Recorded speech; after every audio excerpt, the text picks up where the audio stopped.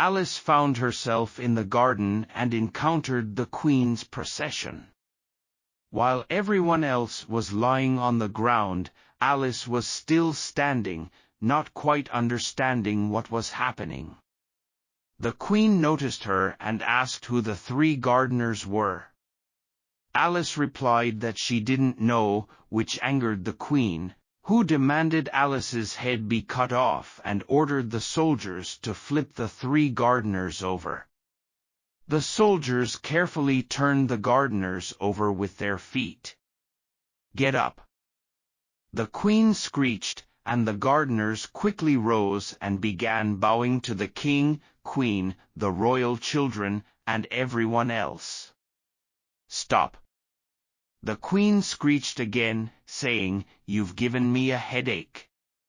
She then turned to the rosebush and asked, "What are you doing?" Two, speaking meekly, knelt on one knee and said, "Your Majesty, we were just trying, I understand." "Off with their heads!" the Queen declared after inspecting the roses for a moment. The procession continued, leaving 3 soldiers behind to execute the unfortunate gardeners. The gardeners hurried towards Alice, seeking her protection. "You won't be executed," Alice reassured them, hiding them in a nearby large flower pot. The soldiers searched everywhere but couldn't find them after a few minutes. They quietly rejoined their procession. The Queen bellowed, "Have their heads been cut off?" The soldiers loudly replied, "Their heads have been cut off, Your Majesty." "Very well," the Queen said. "Can you play croquet?" She directed her question at Alice, as it was clear the question was meant for her. Alice replied loudly, "Yes." "Then come over here," the Queen shouted. So Alice joined the game, wondering what would happen next. "This is quite a lovely day," a timid voice beside Alice remarked. It turned out that Alice was walking next to the White Rabbit, who was anxiously stealing glances at her face. "Yes, it is a nice day," Alice said. "Where is the Duchess?" "Hush, hush!"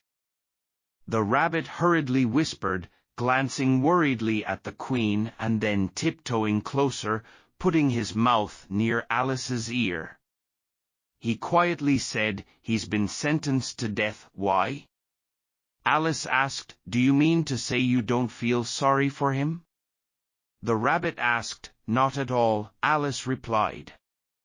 "I hadn't thought about whether I felt sorry or not. I meant, why?" He slapped the Queen, the rabbit said. Alice burst into laughter. "Ha ha, shh."